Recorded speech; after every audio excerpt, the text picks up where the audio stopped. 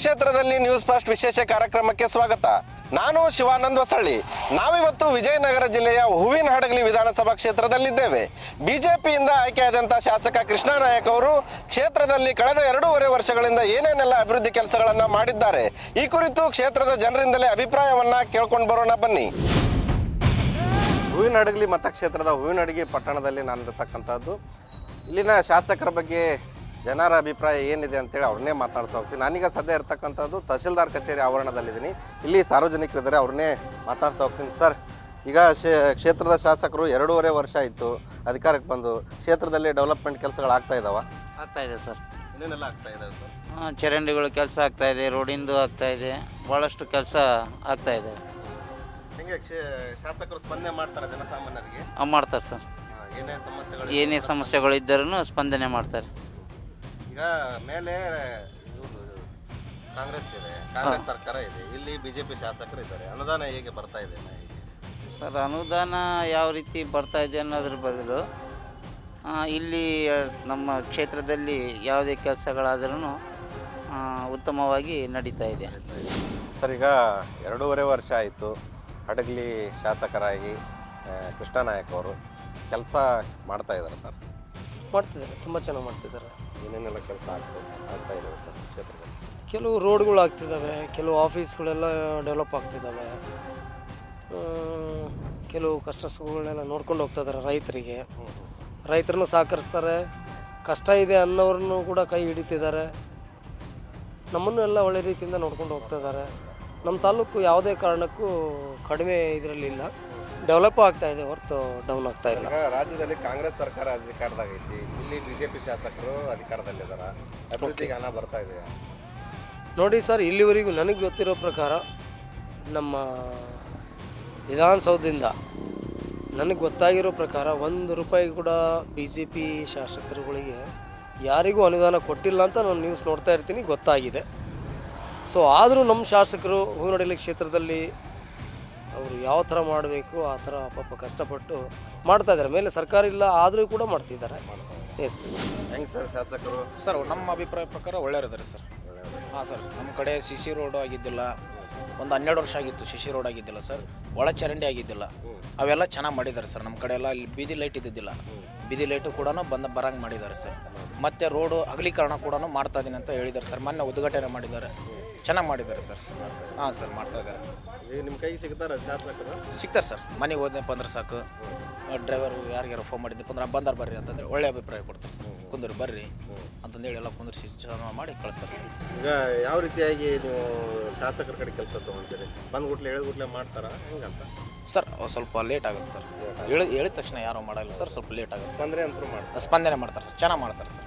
ಎಷ್ಟು ಮಾರ್ಕ್ಸ್ ಕೊಡ್ತೀವಿ ಸರ್? ನಾನು 10 ಕೊಡ್ತೀನಿ. ಹೆಂಗೆ ಸರ್, ಏನು MLA ಅವ್ರು ಆದ್ಮೇಲೆ ಕೆಲಸ ಆಗ್ತಾ ಇದಾವ? ನಿಮ್ಮ ಕೆಲಸ ಆಗ್ತಾವೆ ಸರ್. ಪ್ರತಿಯೊಂದು ಹಳ್ಳಿಗೆ ಮೊನ್ನೆ ಎಲ್ಲ ಹೋಗಿ ಗಣೇಶನ ಬಂದ ಮುಂದೆ ಪ್ರತಿಯೊಂದು ಹಳ್ಳಿಗೆ ಹೋಗಿ ಏನೇನು ಬೇಕು ಏನೇನಿಲ್ಲ, ರೋಡ್ ಯಾವ್ದು ಹೆಂಗದವು, ಚರಂಡಿ ಹೆಂಗದವು, ದೇವಸ್ಥಾನಗಳಿಗೂ ಎಲ್ಲ ಬಂದು ಎಲ್ಲ ಇದು ಭೇಟಿ ಕೊಟ್ಟಿದ್ದಾರೆ. ಅವರೇ ಬಂದರು. ನಾವು ಇಲ್ಲಿ ಬಂದರೂ ಕೂಡ ನಮಗೆ ಹೆಂಗೆ ಇದು ಕೊಡ್ಬೇಕು, ಗೌರವ ಕೊಡ್ಬೇಕು, ಆ ಥರ ಬರ್ರಿ ಕುತ್ಕರಿ ಅಂತಂದು ಹೇಳ್ತಾರೆ. ಒಂದು ಒಟ್ಟ ಇದು ಸೊಕ್ಕು ಗರ್ವ ಏನಿಲ್ಲ ರೀ, ಏನು ಚೆನ್ನಾಗಿ ಇದು ಮಾಡ್ತಾರೆ. ಶಾಸಕರು ಯಾರನ್ನು ಕರ್ಕೊಂಡ್ಬಂದಿದ್ದಾರೆ? ಶಾಸಕರು ಯಾರಿಲ್ಲ ರೀ, ಅವರೊಬ್ಬರೇ ಶಾಸಕರು ಬಂದರು. ನಂದೇಳಿ ಆಲಪ್ಪ ಅವ್ರ ಮಾಜಿ ಶಾಸಕರು ಅವ್ರು ಬಂದಿದ್ರು. ಅಧಿಕಾರಿಗಳು ಬಂದಿದ್ರು.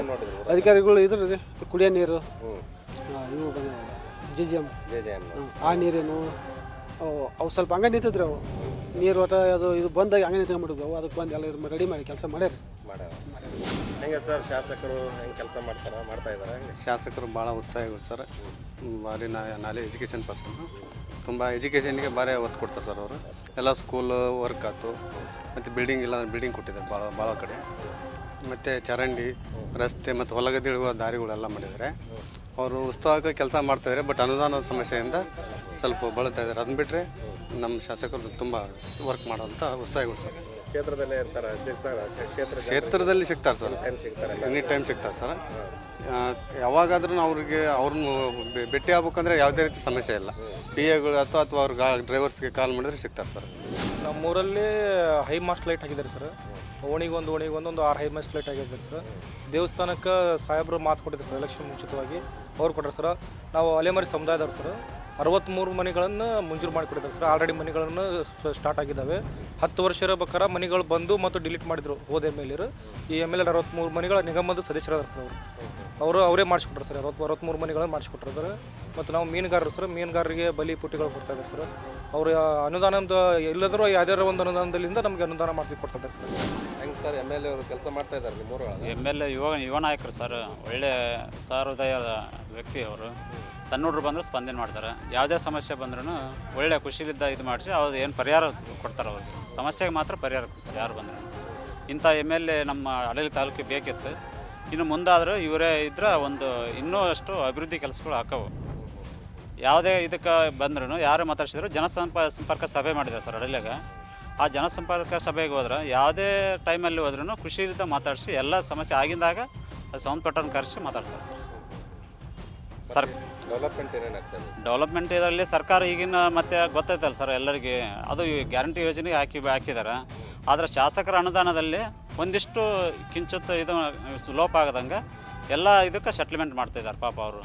ಎಲ್ಲ MLA ಇದು ನಿಧಿಯಲ್ಲಿ ಎಲ್ಲರಿಗೂ ಸಮನಾಗಿ ಏನೇನು ಬೇಕು, ಮೂಲಭೂತ ಸೌಕರ್ಯಗಳು ಏನು ಬೇಕು, ಚರಂಡಿ ವ್ಯವಸ್ಥೆ ಮತ್ತು ಆರೋಗ್ಯ, ಶಿಕ್ಷಣ, ಶಾಲೆಗಳಿಗೆ ಮೇಯ್ನಾಗಿ ಶಾಲೆಗೆ ಅಭಿವೃದ್ಧಿ ಕೊಡ್ತಾರೆ. ನಮ್ಮ ಶಾಲೆ ಮುಂದುವರಿಬೇಕು. ಶಾಲೆ ಮುಂದುವರೆದ್ರೆ ಎಲ್ಲ ಸಮಸ್ಯೆಗಳು ಆಗ್ತಾವೆ ಅಂತಂದು ಶಾಲೆ ಬಗ್ಗೆ ಇದನ್ನು ಕೊಡ್ತಾಯಿದ್ದಾರೆ ಸರ್. ಕೈ ಸಿಗ್ತಾರೆ ನಮ್ಮ MLA ಸಾಹೇಬರು ಯಾವಾಗ ನೋಡಿದ್ರು ಸಣ್ಣ ಹುಡುಗರು ಹೋದ್ರೂ ಕೈಗೆ ಸಿಗ್ತಾರೆ ಸರ್.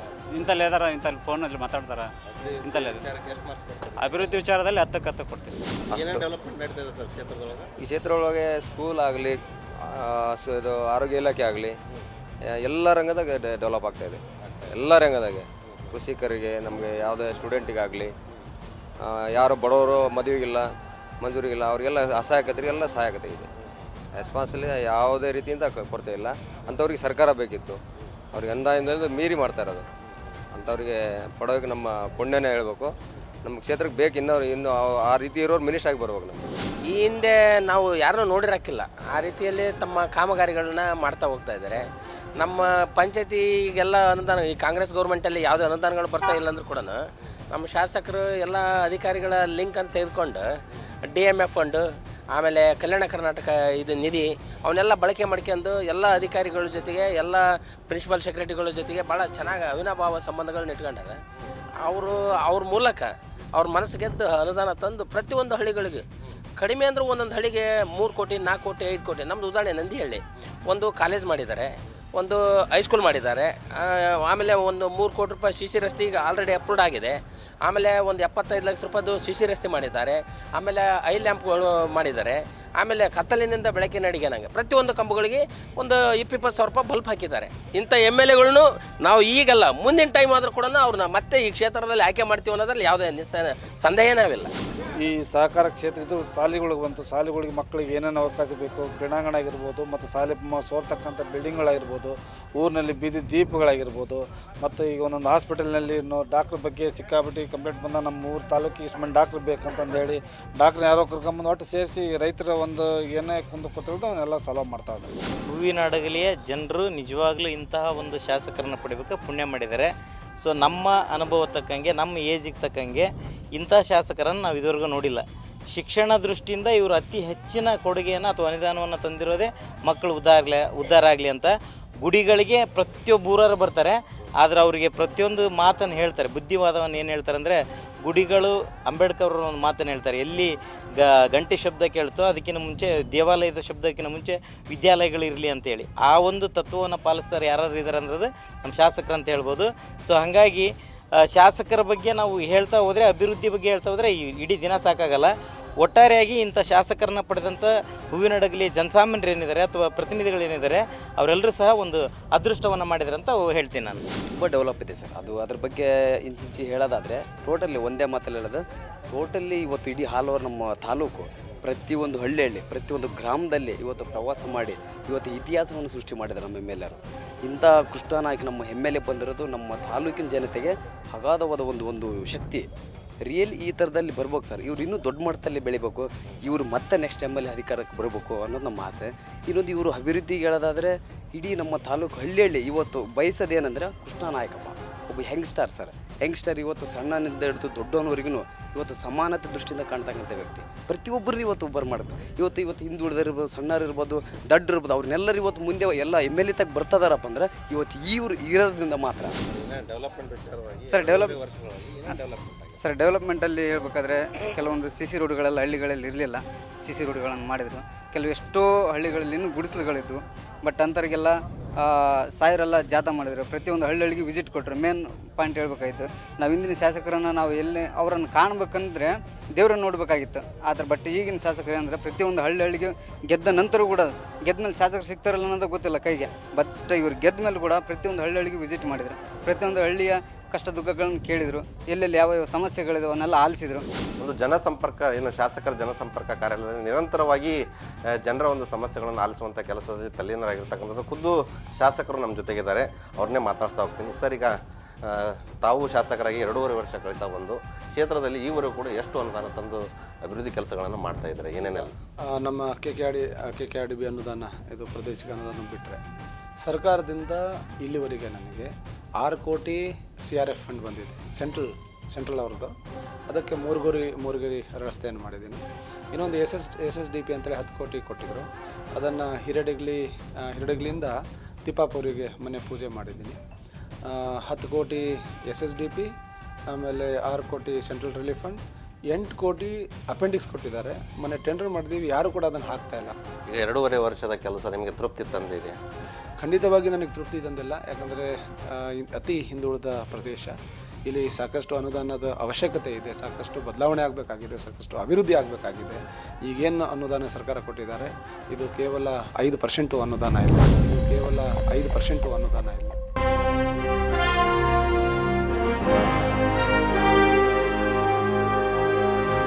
ನಾನೀಗ ಹೂವಿನಹಡಗಲಿ ಪಟ್ಟಣದ ಲಾಲ್ ಬಹದ್ದೂರ್ ಶಾಸ್ತ್ರಿ ಸರ್ಕಲ್ನಲ್ಲಿರ್ತಕ್ಕಂಥದ್ದು. ಇಲ್ಲಿನ ಜನರು ಶಾಸಕರ ಬಗ್ಗೆ ಏನು ಹೇಳ್ತಾರೆ ಅಂತೇಳಿ ಕೇಳೋಣ ಬನ್ನಿ. ನೀವೆಲ್ಲ ಈಗ ಬೀದಿ ಬದಿ ವ್ಯಾಪಾರ ಮಾಡೋರು, ನಿಮ್ಮ ಕಷ್ಟಗಳನ್ನು ಏನಾದರೂ ಕೇಳಿದಾರ? ಕಷ್ಟಗಳನ್ನೇನು ಕೇಳಿದಾರ? ಭೇಟಿ ನೀಡಿ ಇಲ್ಲಿ ಮಾಡ್ತಿರ್ತೀರಲ್ಲ? ಏನೇನಂತ ಕೇಳಿದ್ರು? ವ್ಯಾಪಾರ ಮಾಡ್ತೀರಿ ಅಂತ ಕೇಳಿ. ಈಗ ನೀವು ಬಿಸಿಲು ಅನ್ನಂಗಿಲ್ಲ, ನೆರಳು ಅನ್ನಂಗಿಲ್ಲ, ಆಮೇಲೆ ಮಳೆ ಬಂದಂಥ ಸಂದರ್ಭದಲ್ಲಿ ಇಲ್ಲೇ ಕುಂತು ವ್ಯಾಪಾರ ಮಾಡ್ತಿರ್ತಾರಲ್ಲ, ಏನರ ಒಂದು ಸೂರು ಒದಗಿಸಿ ಕೊಡ್ಬೇಕು, ನಿಮ್ಗೆ ಮಳೆಗೆ ಗಿಳಗಳು ಹಾಕಿ ಕೊಡ್ಬೇಕಂತ ಏನಾರ ಹೇಳಿದಿರ ಅವ್ರಿಗೆ? ಕೇಳಿಲ್ಲ. ಇವತ್ತು ಬೀದಿ ವ್ಯಾಪಾರಿಗಳಿಗೆ ಎಲ್ಲ ತೊಂದರೆ ಆಗಿದೆ. ಇದ್ದಿದ್ದು ಅಂಗಡಿಗಳು ಎಲ್ಲ ಕಳಿಸಿ ಸುಮ್ಕ ಎಲ್ಲ ಎಡವಟ್ಟು ಮಾಡಿ ಕುಂತಿದ್ದಾರೆ. ಯಾಕೆ ಕೇಳಿಸಿದಂತ? ಸುಮ್ಕ ಕೆಲಸ ಮಾಡ್ತೀನಿ ಅಂತ ಹೇಳಿ ಇಂಧನ ಮಾಡ್ತೀವಿ ನೀವು ಆಮೇಲೆ ಇಟ್ಕೊ ಅಂತ ಹೇಳಿದರು. ಆಮೇಲೆ ನಮಗೆ ಎದಕ್ಕೂ ಇಟ್ಕೊಳಕ್ಕೆ ಕೊಟ್ಟಿಲ್ಲ. ಏನು ಮಾಡಕಂತಿಲ್ಲ? ಏನಿಲ್ಲ, ವ್ಯಾಪಾರ ಬಿಟ್ಟು ಈಗ ಬೇಲ್ದಾರ್ ಕೆಲಸಕ್ಕೆ ಹೊಂಟಿವಿ. ಏನು ಮಾಡ್ತಿದ್ವಿ ವ್ಯಾಪಾರ? ಹಣ್ಣಿನ ವ್ಯಾಪಾರ ಮಾಡ್ತೀವಿ. ಬೀದಿ ವ್ಯಾಪಾರಿಗಳು ಹಣ್ಣಿನ ವ್ಯಾಪಾರ ಮಾಡ್ತಿದ್ವಿ. ಈಗೆಲ್ಲ ಬೇಲ್ದಾರ್ ಕೆಲಸಕ್ಕೆ ಹೊಂಟಿದ್ವಿ. ಈಗ ಕೇಳ್ಸಕ್ಕಿಂತ ಮುಂಚೆ ಏನಾದರೂ ಆಶ್ವಾಸನೆ ಕೊಟ್ಟಿದ್ರೆ ಎಲ್ಲಿ ಇಲ್ಲ ಅಲ್ಲೇ ಹಾಕಂತ ಹೇಳಿದರು. ಈಗೆಲ್ಲ ತಿಳಿಸಿ ಆಮೇಲೆ ಏನು ಕೆಲಸ ಆಗೋದು. ಬೇರೆ ಬೇರೆ ಡೆವಲಪ್ಮೆಂಟ್ ಏನು ಕೆಲಸ ಆಗ್ತಾ ಇದೆ? ಏನಿಲ್ಲ ಸರ್, ಅವರವರೇ ಮಾಡ್ತಾ ಇದ್ದಾರೆ. ಯಾರಿಗೆ ಏನಿಲ್ಲ. ಬೀದಿ ವ್ಯಾಪಾರಿಗಳು ಏನು ಅನುಕೂಲ ಇಲ್ಲ. ಏನು ಅನುಕೂಲ ಆಗಿಲ್ಲ. ಈ ರಸ್ತೆಗಳು ಹೆಂಗದ ನಿಮ್ಮ ಊರಾಗೆಲ್ಲ? ಏನಿಲ್ಲ, ಮಾಮೂಲಿ ಮುಂಚೆ ಹೆಂಗಿತ್ತು ಹಂಗೆ ಇದೆ. ಮತ್ತೆ ಎಡವಟ್ಟು ಆಗ್ತಾ ಇದೆ. ಏನು ಕೆಲಸ ಏನು ಆಗ್ತಾ ಇಲ್ಲ. ಯಾಕೆ ಆಗ್ತಾ ಇಲ್ಲ ಅಂದರೆ ಯಾರಿಗೂ ವರ್ಕ್ ಮಾಡ್ತಾ ಇಲ್ಲ, ಯಾರು ರೆಸ್ಪಾನ್ಸ್ ಕೊಡ್ತಾ ಇಲ್ಲ. ರೆಸ್ಪಾನ್ಸು ಯಾರು ಮಾಡ್ತಾ ಇಲ್ಲ. ಯಾರು ಕೇಳೋರಿಲ್ಲ, ಹೇಳೋರಿಲ್ಲ. ಕೇಳೋರಿದ್ರೆ ಹೋಗಿ ಯಾರು ಕೇಳಿದ್ರೆ ಮಾಡ್ತೀವಿ ತಗೊಳಪ್ಪ ಅಂತೀವಿ, ಹಂಗೆ ಹೋಗ್ಬೋದು. ಆಮೇಲೆ ಸೀದಾ ಎಲೆಕ್ಷನ್ ಟೈಮಿಗೆ ಬರೋದು. ಆಮೇಲೆ ಎಲೆಕ್ಷನ್ ಟೈಮ್ನಾಗ ಬಂದಾಗ ಏನು ಹೇಳ್ತೀರಿ? ಏನು ಹೇಳ, ನಮ್ಗೆ ಗೊತ್ತಿದೆ. ಆಮೇಲೆ ಚೇಂಜ್ ಮಾಡೋದು. ಆಮೇಲೆ ಏನು ಮಾಡ್ತೀವಿ? ಈಗ ಮುಂಚೆಯಾರ ಬೇಕಿತ್ತು, ಇದು ಬೇಡ. ಅವ್ರು ಮುಂಚೆಯಾರು ಇದ್ದಾಗ ಹಿಂಗೆ ಮಾಡ್ತಿದ್ವಿ, ಅವ್ರು ಬೇಡ ಅಂತೇಳಿ ಚೇಂಜ್ ಮಾಡಿದ್ವಿ. ಮತ್ತು ಇದನ್ನು ಉಲ್ಟಾ ಆಗ್ಬಿಟ್ಟು. ಹೂವಿನಹಡಗಲಿ ತಾಲೂಕಿಗೆ ಒಬ್ಬ ಯುವ ಮಿತ್ರ ಹಾಗೂ ಜನಪರ ಕಾಳಜಿ ಹೊಂದಿರತಕ್ಕಂಥ ಒಬ್ಬ ಶಾಸಕ ಅಂತಂದರೆ MP ಪ್ರಕಾಶ್ ಸಾಹೇಬ್ರ ಆದ ನಂತರ ಬಂದಿರೋದೇ ಇವರು. MP ಪ್ರಕಾಶ್ ಸಾಹೇಬ್ರವರ ತದ್ರೂಪಿ ಅಂತ ಹೇಳಿದರೂ ತಪ್ಪಾಗಲಾರ್ದು. ಆದರೆ ದುರದೃಷ್ಟವಶಾತ್ ಅವರಿಗೆ ಯಾವುದೇ ಸರ್ಕಾರದಿಂದ ಅನುದಾನ ಸಿಗ್ತಾ ಇಲ್ಲ. ಸರ್ಕಾರ ಇವ್ರನ್ನ ತಾರತಮ್ಯ ಮಾಡ್ತದೆ. ಇವ್ರ ಕನಸುಗಳಿಗೆ ಮತ್ತು ಜನರ ಸ್ಪಂದನೆಗಳಿಗೆ ಇವ್ರಿಗೆ ನೋಡ್ತಕ್ಕಂಥ ವ್ಯವಸ್ಥೆ ಮಾಡೋಕ್ಕೆ ಸರ್ಕಾರದಲ್ಲಿ ಅನುದಾನ ಇರಲಿಲ್ಲ. ಈಗ ರಸ್ತೆಗಳಂತೂ ತುಂಬ ಹದಗೆಟ್ಟು ಹೋಗ್ಬಿಟ್ಟವು.